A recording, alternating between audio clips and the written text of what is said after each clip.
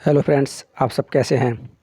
आप देख रहे हैं मिस्टर सीस बायो स्टडी, जिस पर दोस्तों बहुत थोड़ा बिजी हो रहे हैं। काम इतना है कि थोड़ा क्लास भी नहीं हो पा रही, और अभी यूपी टेट का भी नोटिफिकेशन नहीं आ रहा, इसलिए थोड़ा सा क्लास में प्रॉब्लम हो रही है। देखिए, आज हम जूनियर साइंस का जो मॉडल पेपर, थोड़ा सा साइंस से रिलेटिव कुछ महत्वपूर्ण प्रश्नों के साथ उपस्थित हुए हैं।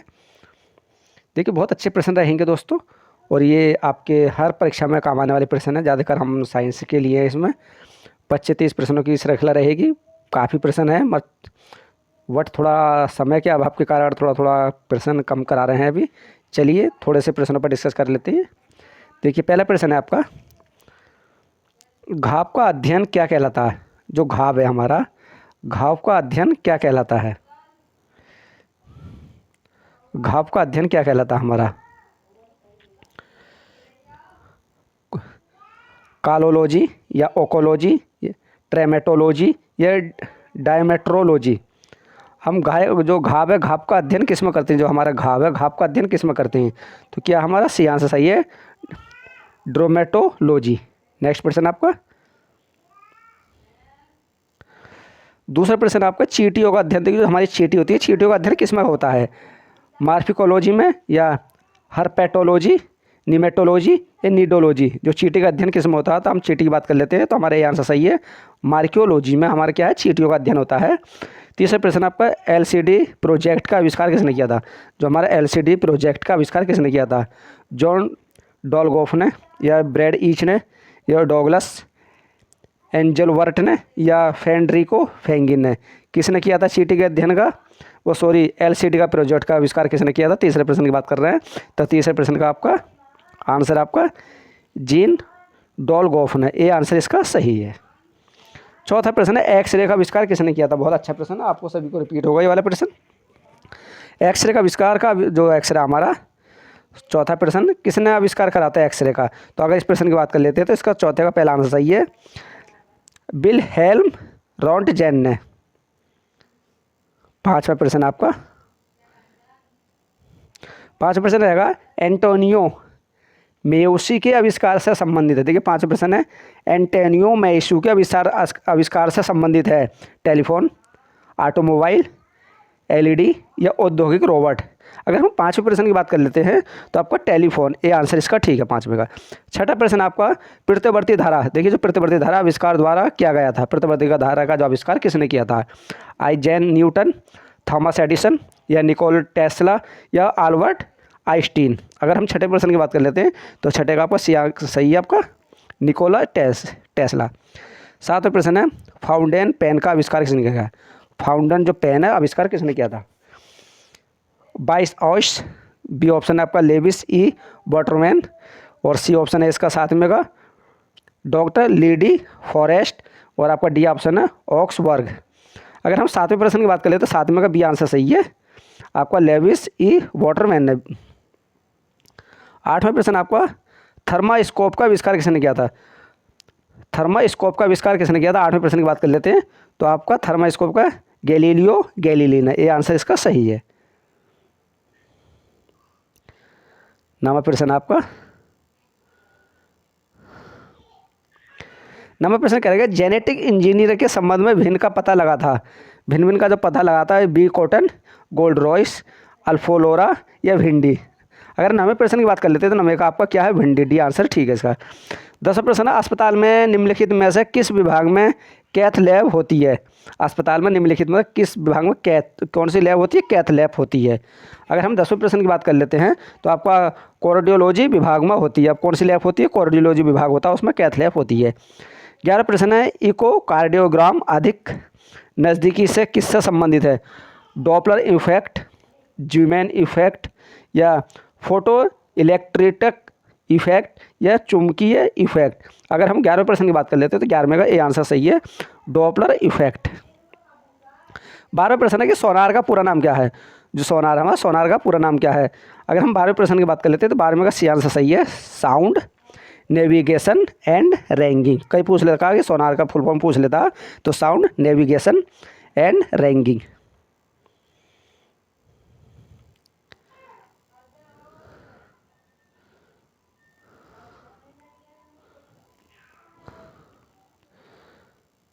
13वां प्रश्न आपका,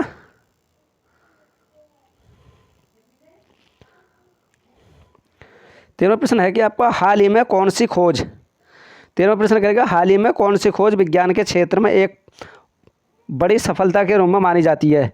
अगर हम 13वें प्रश्न की बात कर लेते हैं तो 13वें प्रश्न में आपका बी आंसर सही है, गुरुत्वाकर्षण तरंगों का पता लगाना, गुरुत्वाकर्षण तरंगों का पता लगाना, 13वें का बी आंसर इसका ठीक है। 14वां प्रश्न आपका, निम्नलिखित में से कौन सा विकल्प भारत का सबसे बड़ा परमाणु संयंत्र है। अगर भारत जो हमारा भारत है 14वें प्रश्न के सबसे बड़ा संयंत्र की बात कर लेते हैं तो जो आपका निम्नलिखित कौन सा विकल्प भारत का सबसे बड़ा है कि आपका तारापुर परमाणु पावर स्टेशन सबसे बड़ा ये है भारत का। नेक्स्ट प्रश्न आपका 15वां प्रश्न आपका, निम्नलिखित में से कौन सा उत्पादक सड़क बनाने के काम में लिया जाता है। अगर हम सड़क बनाने की बात कर लेते हैं तो कोक है, बिटुमेन है, फेरामीन है या नेप्थिलीन है।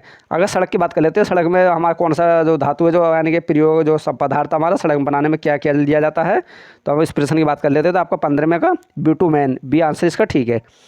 अम्ल जिसमें कार्बोक्सिलिक समूह नहीं है, 16वां प्रश्न आपका किस में नहीं है हमारा, तो आपका 16वें का डी आंसर सही है, फिक्रिक अम्ल में नहीं है, बाकी पायरुविक अम्ल में कार्बोक्सिलिक समूह है और आपका एलिलीन में भी है और सिनेमिक अम्ल में भी है। 17वां प्रश्न है, टार्ट्रिक अम्ल पाया जाता है नींबू में, आंवला में, कच्चे आमों में या अंगूरों में। कौन सा आपका 17वें का प्रश्न, तो 17वें के प्रश्न की हम बात कर लेते हैं तो आपका सी आंसर सही है। सी मतलब आपका जो कच्चे आमों में भी और आपका अंगूरों में भी क्या पाया जाता है, टार्ट्रिक अम्ल। 18वां प्रश्न है आपका, कार्बन के बहुत अधिक यौगिक होते हैं। 18वें प्रश्न की, कार्बन के अधिक समय अधिक किसमें होते हैं, आपको तो इसी आंसर सही है, इसमें श्रृंखलीकरण की यानी कि प्रवृत्ति अधिक होती है। 19वां प्रश्न है कि मैथेन, एथेन, प्रोपेन और ब्यूटेन को उनके बढ़ते हुए क्वाथनांक के क्रम में व्यवस्थित कीजिए। जो हमारा मैथेन है, एथेन है, प्रोपेन और ब्यूटेन है, जो आपका क्वाथनांक होता है उनके क्रम में बढ़ते में हमें व्यवस्थित क्रम में लगाना है। अगर 19वें प्रश्न की बात कर लेते हैं तो आपका सी आंसर सही है, मैथेन, मैथेन के बाद फिर एथेन, एथेन के बाद में प्रोपेन, प्रोपेन के बाद में ब्यूटेन, इस टाइप से हमारा बढ़ते क्रम है। 20वां प्रश्न है, निक्रोम किसकी मिश्र धातु है। जो आपका 20वां प्रश्न है, निक्रोम किसकी मिश्र धातु है।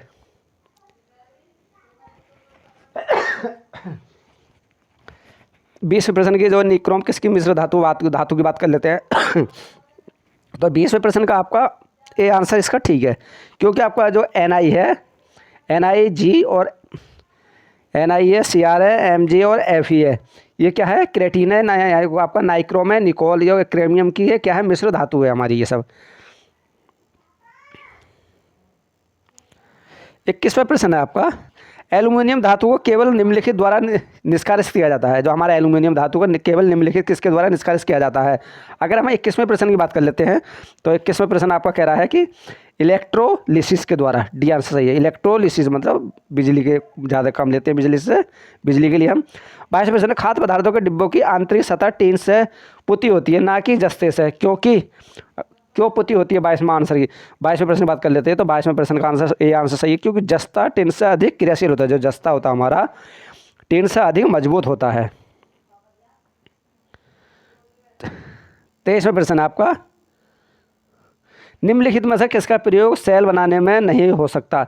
अगर हम 23वें प्रश्न की बात करें किसका प्रयोग सेल बनाने में नहीं होता, तो आपका बी आंसर सही है, इसका प्रयोग नहीं होता। प्लेटिनम का नहीं होता, बाकी सिलिकॉन का, गैलियम का और जर्मेनियम का सेल बनाने में किया जाता है। अगर हम 24वें प्रश्न की बात कर लेते हैं, 24 दिए गए धातु और अधातुओं का मिलान उनके उपयोग कीजिए। देखिए धातु और अधातु का मिलान का नाम है, तो अगर बात कर लेते हैं हम आयोडीन 24वें प्रश्न की, तो आयोडीन का है हमारा क्या है, अधातु घावों पर, और मरकरी क्या आपका तापमापियों में, और एल्युमिनियम का आपका जो खाद्य पदार्थों की डिब्बाबंदी पैकिंग होती है, एल्युमिनियम के डिब्बे बनते हैं, और क्लोरीन क्या आपका जल शोधन में। तो इस टाइप से हमारा डी आंसर इसका ठीक है। नेक्स्ट प्रश्न आपका 25वां प्रश्न की बात कर लेते हैं। 25 प्रश्न है कि साबुन में एंटीसेप्टिक गुण निम्नलिखित मिश्रों में से एक ही कारण पाए जाते हैं। किस में पाए जाते हैं, बिथियोनॉल, सोडियम लेरिक सल्फेट या आपका रेंजीन या सोडियम डोटेसिलबेंजीन सल्फेट या बेथियोल्स। अगर हम 25% की बात कर लेते हैं तो 25 का आपका ए आंसर सही है, बेथियोनोल्स। जो साबुन होता है एंटीसेप्टिक गुण किसमें पाए जाते हैं, बेथियोनोल में पाए जाते हैं। तो फ्रेंड्स ये रहे आपके 25%। आप नए हो तो हमारे यूट्यूब चैनल को सब्सक्राइब कर लेना। अगर अच्छा लगे तो हमें कमेंट बॉक्स में ज़रूर बताना। थोड़ा बिजी रहे हैं इसलिए क्लास नहीं हो पाती है। कोशिश करते हैं कि जल्दी से जल्दी डेली क्लास कराएं। अभी ज़रा यूपी टेट का भी नोटिफिकेशन नहीं आ रहा, सब कुछ इसमें बंद है। ओके दोस्तों, बाय, टेक केयर, कल मिलेंगे।